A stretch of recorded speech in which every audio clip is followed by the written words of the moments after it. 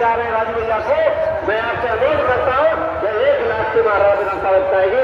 इन्हीं शब्दों के साथ आप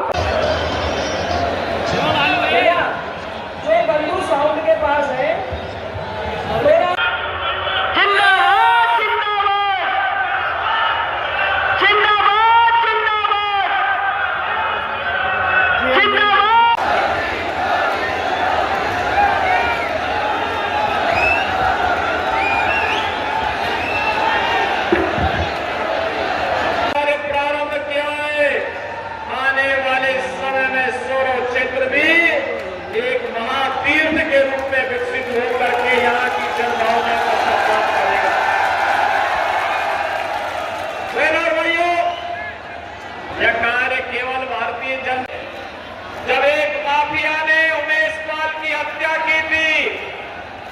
और भाइयों, माफिया कैसे मिट्टी में मिल गया है यह सबको पता है।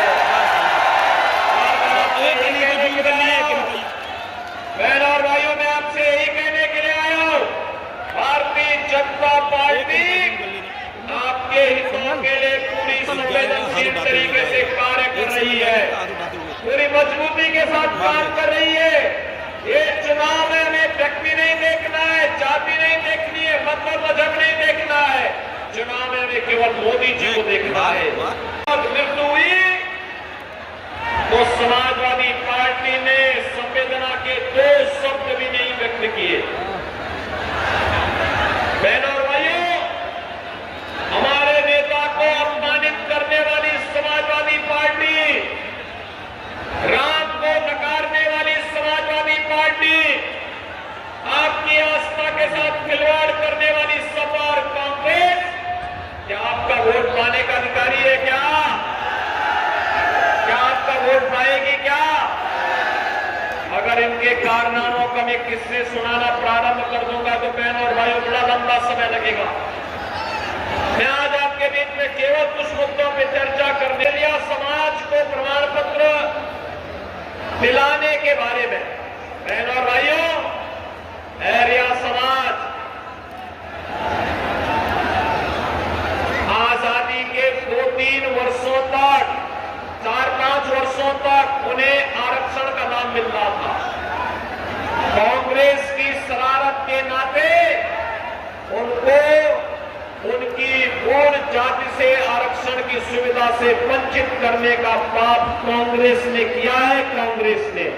और याद करिए, एरिया समाज को मैंने स्वयं लखनऊ बुलाया था और उनके बारे में मैंने स्वयं भारत सरकार को प्रस्ताव भेजा है, इनको भी अनुसूचित जाति की सुविधा का लाभ मिलना चाहिए।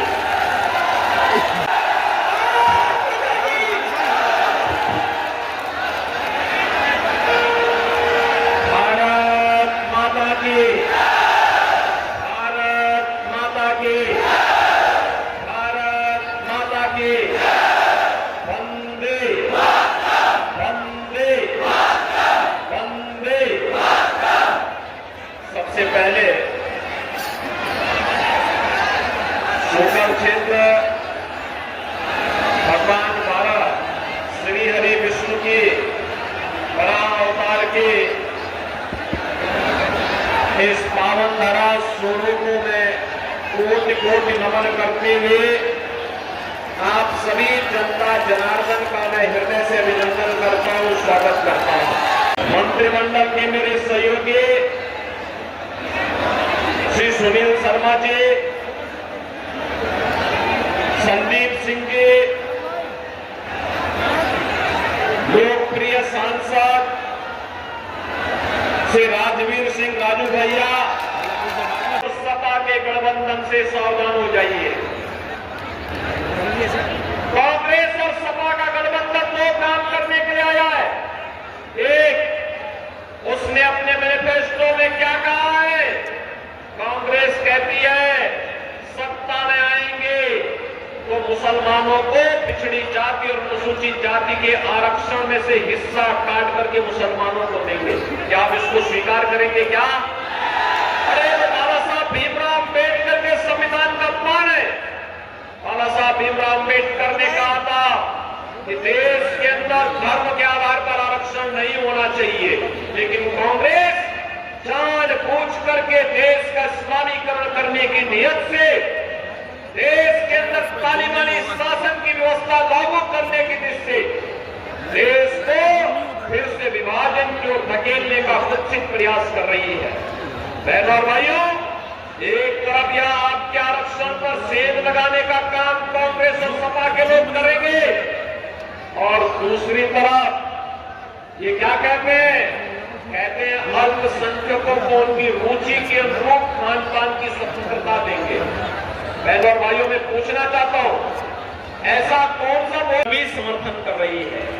और इसीलिए मेरी आपसे अपील होगी कि समय बाबूजी के प्रति श्रद्धांजलि व्यक्त करते हुए आत्मनिर्भर भारत के लिए, विकसित भारत के लिए मोदी जी को फिर से देश की सत्ता सौंपने के लिए राजवीर सिंह राजू भैया को यहां पे फिर से सांसद बना करके भेजेंगे।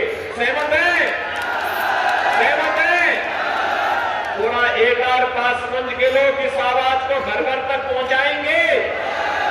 और भाइयों, 7 मई को चुनाव है, आज 2 मई हो गई, 3 दिन और प्रचार होगा और मेरी आपसे अपील होगी, चुनाव के दौरान प्रत्याशी घर घर नहीं जा सकता। आप क्या घर घर जाएंगे राजू भैया बन करके? जाएंगे? मोदी जी का और योगी जी का प्रतिनिधि बन करके जाएंगे? और बहनों और भाइयों, घर घर जाकर के लोगों से कहना, विकास सुरक्षा की जिम्मेदारी बीजेपी सरकार की और वो